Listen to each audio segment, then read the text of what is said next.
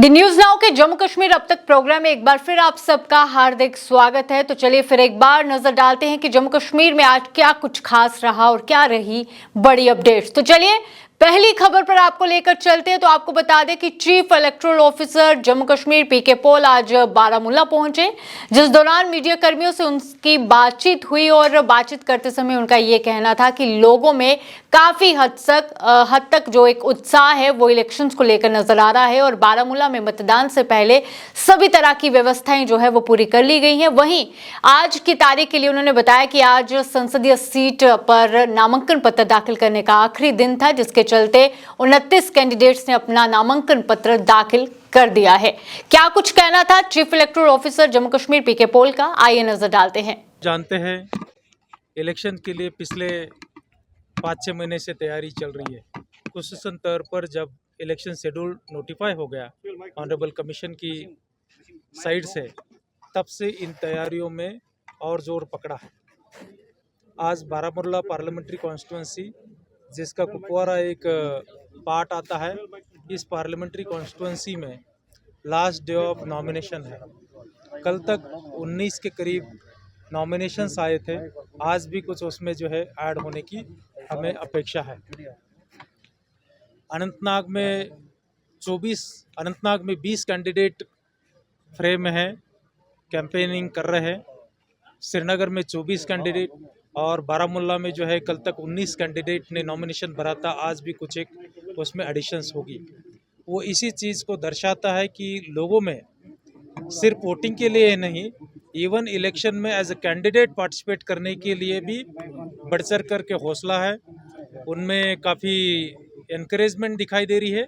वो काफ़ी क्यूरियस है कि जो वोटिंग परसेंटेज अल्टीमेटली उससे मुझे अपेक्षा है कि वो अच्छा रहेगा। जो उसके लिए मेहनत लगती है वो हम कर रहे हैं। पोलिंग स्टेशंस पर जो बेटर एक्सपीरियंस आ जाए, उसके लिए भी हमने हर एक पोलिंग स्टेशन पर बेसिक फैसिलिटीज़ रखी है, चाहे पानी, बिजली, वहाँ road connectivity, ramp, wheelchairs. Even हर एक पोलिंग स्टेशन पर हमारे लेडीज़ के लिए एक सेपरेट हेल्पर रहेंगे और जेंट्स के लिए सेपरेट हेल्पर रहेंगे। जिनकी उम्र 85 से ज़्यादा है या जो 40% से ज़्यादा डिसेबिलिटी से सफ़र हो रहे हैं, उन्होंने अगर अप्लीकेशंस कर दिया है, उनके घर पर जाकर के जो है हम होम वोटिंग करवाएंगे। और जो मान लीजिए एप्लीकेशन नहीं करते हैं या इस क्राइटेरिया में नहीं आते हैं, उनको अपील है आपके ज़रिए से कि जिस दिन हम 20 तारीख को उनके ही गांव में, उनके ही मोहल्लों में, सिटी की अगर बात करूं तो हर एक मोहल्लों में पोलिंग स्टेशन एस्टेब्लिश किया जाएगा। उस दिन वो ज़रूर अपने जो वोट का इस्तेमाल करने के लिए उस पोलिंग स्टेशन पर ज़रूर आए। हम आपके लिए बहुत मेहनत कर करके, भले ही डोर स्टेप पर नहीं लेकिन विलेज स्टेप पर तो आ चुके हैं, आ जाएंगे। उस दिन आपका उतना भी फ़र्ज़ बन जाता है कि आपके गांव में जो पोलिंग स्टेशन एस्टेब्लिश किया जाएगा वहां तक आप जरूर पहुंचे। जो इसी के साथ अगली अपडेट पर आपको लेकर चले तो भारतीय जनता पार्टी के जम्मू कश्मीर प्रदेश अध्यक्ष रविंद्र रैना आज वर्कर्स मीटिंग के दौरान जिला कुपवाड़ा के हंदवाड़ा इलाके में पहुंचे, जिस दौरान उन्होंने भारतीय जनता पार्टी के वर्कर्स की हौसला अफजाई की। क्या कुछ कहना था भारतीय जनता पार्टी के जम्मू कश्मीर प्रदेश अध्यक्ष रविंद्र रैना का, आइए नजर डालते हैं। हम कोशिश कर रहे हैं कि ऐसे कैंडिडेट्स जो कि खिदमत खलक और हब्बल वतनी का जज्बा रखते हों, जो गरीब हूँ, ज़ईफ हूँ, मजलूम हूँ और बेसहारा लोगों की खिदमत का जज्बा रखने वाले जो लोग हैं, वो यहाँ से वादी कश्मीर से जीत के आ जाएं। वो शख्स, वो कैंडिडेट्स जो अमन चाहते हैं, जो वादी कश्मीर में डेवलपमेंट चाहते हैं, जो कैंडिडेट्स चाहते हैं कि वादी कश्मीर में हिंदू, मुस्लिम, सिख मिलकर आपसी भाईचारा मजबूत करते हुए एकजुट होकर रहे और वादी कश्मीर में अमन, खुशहाली और भाईचारा मजबूत हो। और वो उम्मीदवार, वो कैंडिडेट, वो शख्स जो ये चाहते हैं कि वादी कश्मीर में अमन और खुशहाली हो, ऐसे शख्स जीतकर अगर मेंबर पार्लियामेंट बनते हैं और पार्लियामेंट में जाते हैं, यकीनन वो यहाँ के लोगों की खिदमत करेंगे। खिदमतदार बन के जो काम करने का जज्बा रखते हों, ऐसे शख्स वादी कश्मीर से जीत के जाएं, ऐसी हम तमन्ना रखते हैं। अभी आप नॉर्थ कश्मीर में हैं। नॉर्थ की जो बारामूला पार्लिमानी सीट है, यहाँ के जो बीजेपी के वर्कर्स हैं, चाहे डिस्ट्रिक्ट बारामूला हो, कुपवाड़ा हो या डिस्ट्रिक्ट बांडीपुरा, मैं लगातार अपने तमाम वर्कर्स के साथ मुलाकात कर रहा हूं और बड़गाम की भी जो कॉन्स्टिट्यूंसीज इस नॉर्थ कश्मीर के साथ लगी हैं, तमाम वर्करों से मुलाकात करके जो हमारे वर्कर्स की राय होगी, जो हमारा वर्कर बीजेपी का चाहता है, उसी हिसाब से हम फैसला ले लेंगे और ये फैसला हम जल्द ले लेंगे। लेकिन हम चाहते हैं कि वो शख्स जो अमन में यकीन रखता हो, वो शख्स जो गरीबों, मजलूमों, मजदूरों, किसानों, काश्तकारों और बेसहारा लोगों का खादिम बन के काम करने का जज्बा रखता हो, वो शख्स जो डेवलपमेंट की ओर ध्यान दे, वो शख्स जो भाईचारे को मजबूत करे और वो शख्स जो सबको साथ लेकर चले, ऐसा कोई शख्स यहाँ से अगर जीत के जाएगा, वो हिंदुस्तान के पार्लियामेंट में जाएगा, तो यकीनन वो लोगों की खिदमत करेगा। वहीं आपने देखा कि क्या कुछ दृश्य थे वहां के, और इसी दौरान भारतीय जनता पार्टी के जम्मू कश्मीर प्रदेश अध्यक्ष रविंद्र रैना ने मीडिया कर्मियों से भी बातचीत की। उनका यह कहना था कि वे कैंडिडेट जो कश्मीर में अमन, यहाँ के लोगों का खादिम बनकर काम करे, जो सबको साथ लेकर आगे चले। हम चाहते हैं कि वे कैंडिडेट जीत कर पार्लियामेंट तक जरूर पहुंचे और यही हम दुआ करते हैं। वहीं उनका आगे ये भी कहना था कि उमर अब्दुल्ला सब जानते हैं कि तीसरी बार भी भारतीय जनता पार्टी की सरकार ही सत्ता में आएगी और बीजेपी का परचम ही लहराएगा। क्या कुछ कहना था रविंद्र रैना का, ये नजर डालते हैं। जब आप हुकूमत में थे, आपने गरीबों को सताया, मस्कीनों, ज़ईफों के साथ जुल्म किया, और आज जब मोदी हुकूमत गरीबों की खिदमत कर रही है तो आपको तकलीफ हो रही है। ये इसलिए तकलीफ हो रही है क्योंकि इनकी सियासी जमीन खिसक चुकी है, इसलिए ये हुक्मरान परेशान नजर आते हैं। साथियों, मैं आपका शुक्रगुजार हूं, बीजेपी के हर एक वर्कर का शुक्रगुजार हूं और उम्मीद करता हूं ये जोश, ये जज्बा, ये इनकलाब इसी तरीके से आप मजबूत करेंगे और बीजेपी का कारवां वादी कश्मीर में एक मजबूत तरीन कारवां होगा। यही गुजारिश करते हुए इसी के साथ अगली खबर पर आपको लेकर चले तो नेशनल कॉन्फ्रेंस के उपाध्यक्ष उमर अब्दुल्ला आज श्रीनगर सीट पर नेशनल कॉन्फ्रेंस के प्रत्याशी आगा शहीद रहुल्ला के समर्थन के लिए चुनावी रैली करते नजर आए और जनसभा को संबोधित करते भी नजर आए और एक बार फिर भाजपा पर कटाक्ष करते हुए अलग स्तर पर ही नजर आए।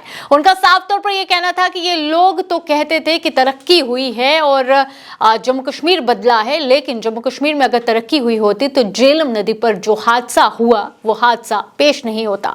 क्या कुछ कहना था नेशनल कॉन्फ्रेंस के उपाध्यक्ष उमर अब्दुल्ला का, आइए नजर डालते हैं। क्योंकि हमने बहुत नुमाइंदे ऐसे भी देखे जो यहां से गए और खामोश हुए। हमने वो लोग भी देखे जिन्होंने बीजेपी के खिलाफ वोट मांग के उन्हीं के साथ फिर हाथ मिलाया। हमने वो लोग भी देखे जिन्होंने यहाँ के काम रोके, जिन्होंने यहाँ की माइनिंग रोकी, जिन्होंने यहाँ झेलम का जो रेत निकलता है उसके ठेके रोके। हमने वो लोग देखे जिन्होंने चोरी छुपे जो है बीजेपी को यहाँ अंदर लाने की साजिश रचाई और अब खुलेआम कहते हैं कि हाँ जी हम बीजेपी के साथ हैं। उस बीजेपी के साथ जिस बीजेपी के लिए आज भी मुसलमानों के लिए कोई जगह नहीं,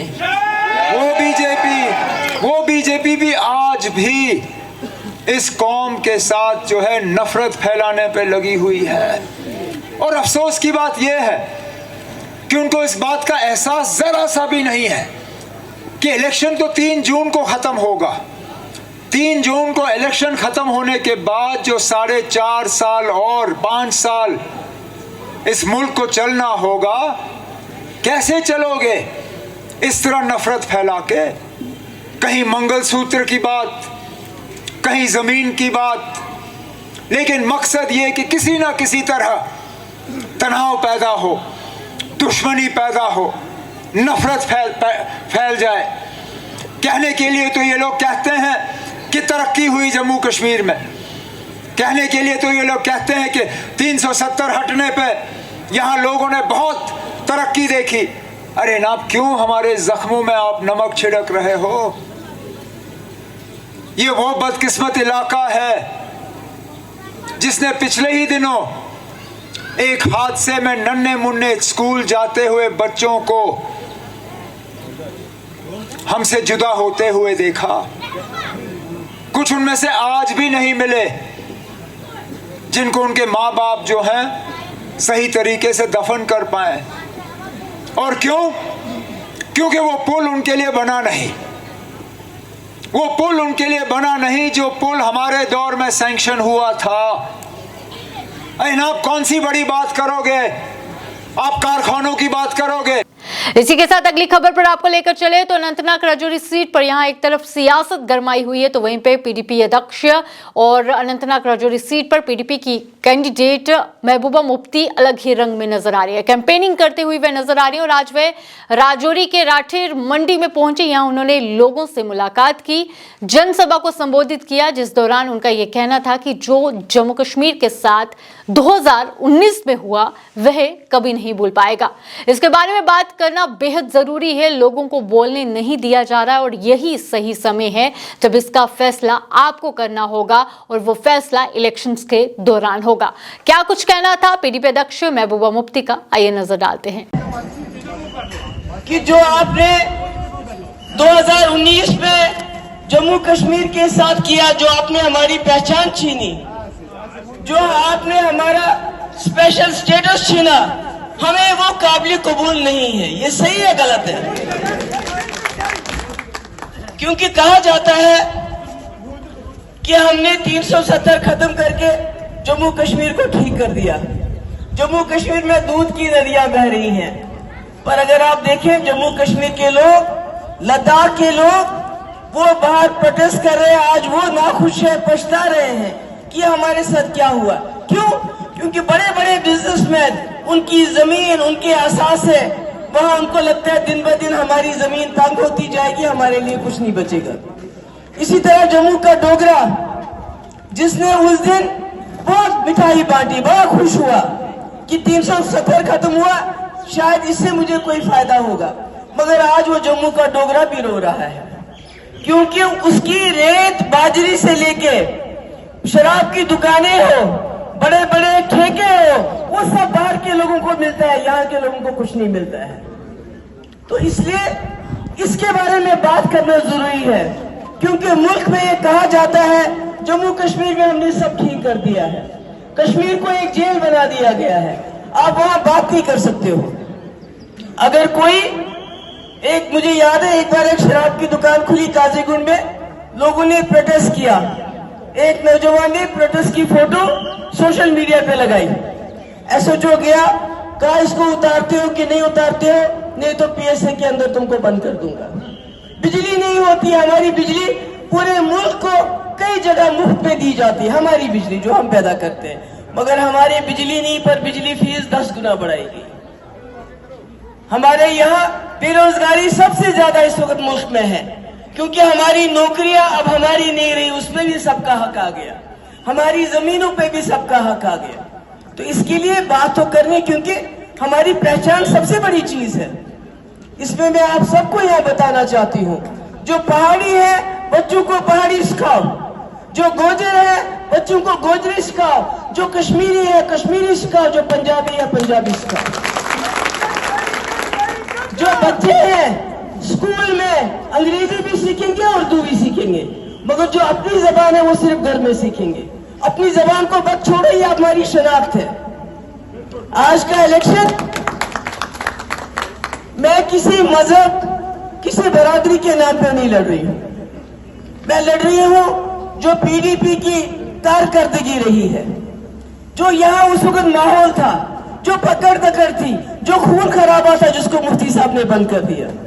इसी के साथ अगली खबर पर आपको लेकर चले तो कोविड-19 की वैक्सीन कोविशील्ड को लेकर इसकी उत्पादन कंपनी एस्ट्राजेनेका द्वारा ये कहने पर कि इसकी वजह से साइड इफेक्ट्स हो सकते हैं, हार्ट स्ट्रोक और क्लॉट जैसे मामले बढ़ सकते हैं, जिसके चलते देश भर में हलचल नजर आ रही है। वहीं आज न्यूज नाउ की टीम ने जाने माने पल्मोनोलॉजिस्ट नवीद नजीर से इस बारे में बातचीत की और उनका ये कहना था कि घबराने की कोई जरूरत नहीं है और स्ट्रोक और क्लॉटिंग की घटनाएं नेग्लिजिबल है। क्या कुछ कहना था उनका, आइए नजर डालते हैं। जो कोविड का वैक्सीन हमारे पास आया, इसमें मेनली कोविशील्ड जो एस्ट्राजेनेका का वैक्सीन था, जो मेरे ख्याल में मैक्सिमम लोगों को यहाँ पे पूरी कंट्री में या कश्मीर में लगा। इसके अलावा 2 और वैक्सीन्स थे हमारे जो फॉरेन कंट्रीज में लगे, फाइजर का, मॉडर्ना का। देखिए, अगर उन वैक्सीन्स की बात करें तो उनके बारे में भी और इस वैक्सीन के बारे में भी, जब ये वैक्सीन आए थे उस टाइम ये नोशन था कि इससे क्लॉट्स बन सकते हैं बॉडी में। लेकिन देखिए, मैं आपको एक चीज़ बताऊं, अगर हम कोई भी वैक्सीन देते हैं या कोई मेडिसिन किसी भी पेशेंट को प्रेस्क्राइब करते हैं, हर किसी के अपने अपने साइड इफ़ेक्ट्स होते हैं। वो कोई एंटीबायोटिक हो, वो कोई वैक्सीन हो, इवन जो हम सिंपली मल्टीविटामिन एक देते हैं उसका भी अपना साइड इफेक्ट होता है। लेकिन जब एक पेशेंट को एक मेडिसिन एडवाइस की जाती है या वैक्सीन एडवाइस की जाती है तो उस टाइम हम रिस्क बेनिफिट रेशो देखते हैं, यानी कि किसी पेशेंट को अगर हमने कोई चीज़ दी उससे उसको ज़्यादा फायदा होने का अंदेशा है या ज़्यादा एडवर्स इफेक्ट होने का खतरा है। तो एक इस रिस्क बेनिफिट रेशो के बेसिस पे ही एक मेडिसिन जो है वो या एक वैक्सीन जो है वो प्रेस्क्राइब की जाती है। नो डाउट जो ये कोविड का वैक्सीन आया था, इसको इमरजेंसी ऑथराइजेशन मिली क्योंकि उस टाइम एक पैंडेमिक की सिचुएशन थी, एक वबा का सिचुएशन बनी हुई थी और मेजर्स ऐसे लेने थे ताकि इस बीमारी को जो है वो कंट्रोल किया जाए।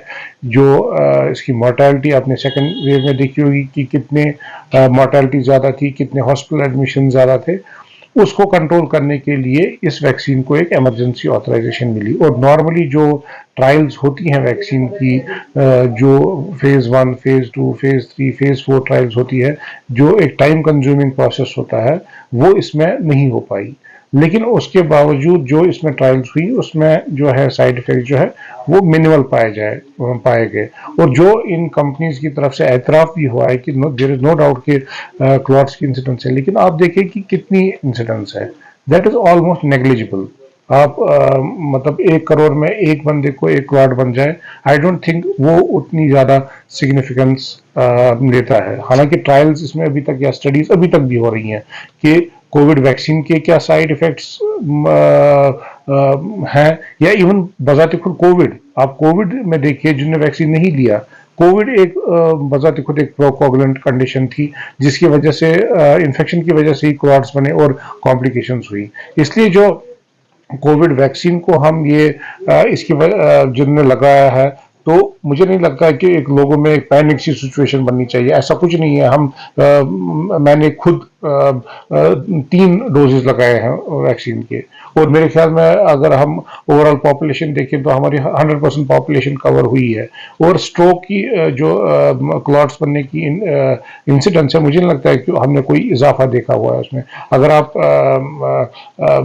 जो क्लॉट्स से स्ट्रोक्स हो या MI हो, जो इंसिडेंस पहले थी इस टाइम भी वही है, क्योंकि हालांकि वैक्सीन तो हर किसी ने लगवाया है, इसलिए मुझे नहीं लगता है कि पैनिक होने की जरूरत है। इसी के साथ अगली खबर पर आपको लेकर चले तो जम्मू के साथ लगते जिला उधमपुर के बसंतगढ़ में आतंकियों की धरपकड़ के लिए सुरक्षा बलों की ओर से तलाशी अभियान 6ठे दिन भी लगातार जारी देखने को मिला, लेकिन फिलहाल किसी तरह की कोई सफलता हाथ नहीं लगी है। सेना, पुलिस, CRPF, SOG व डॉग स्क्वाड की मदद से इलाके को खंगाला जा रहा है। क्षेत्र की घेराबंदी कर तलाशी अभियान को तेज कर दिया गया है और फिलहाल अब तक कोई भी अच्छी खबर सामने नहीं आई है। इसी के साथ आखिरी अपडेट पर आपको लेकर चले तो जम्मू श्रीनगर राष्ट्रीय राजमार्ग पर एक सड़क हादसा पेश आया है। आपको बता दें कि हाईवे पर बीच सड़क से समरोली के पास एक ऑयल टैंकर जो है वो पलट गया, जिसके बाद से बड़ी दुर्घटना जो है वो टली है। फिलहाल मौके पर जो अभियान है सुरक्षा का वो चलाया जा रहा है और किसी के भी जान माल को नुकसान नहीं हुआ है। तो चलिए दृश्य दिखाते हैं आपको।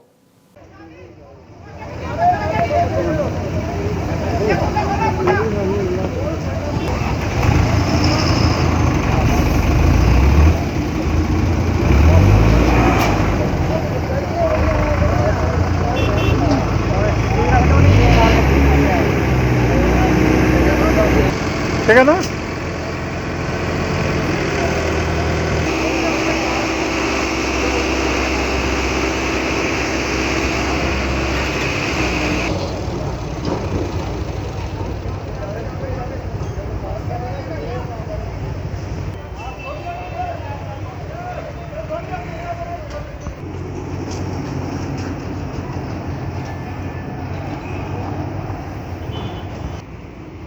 आगे जाएंगे तो हम भी तभी निकल पाएंगे। इसी के साथ फिलहाल आज के प्रोग्राम में इतना ही, और हमारी यही कोशिश रहती है कि इस प्रोग्राम के माध्यम से हम आपको जानकारी दे पाएं कि जम्मू कश्मीर में क्या कुछ खास आज की तारीख में देखने को मिला और क्या सियासत में जो एक फेरबदल है वो देखने को मिल पा रहा है। इसी के साथ फिलहाल मुझे दीजिए इजाजत। धन्यवाद।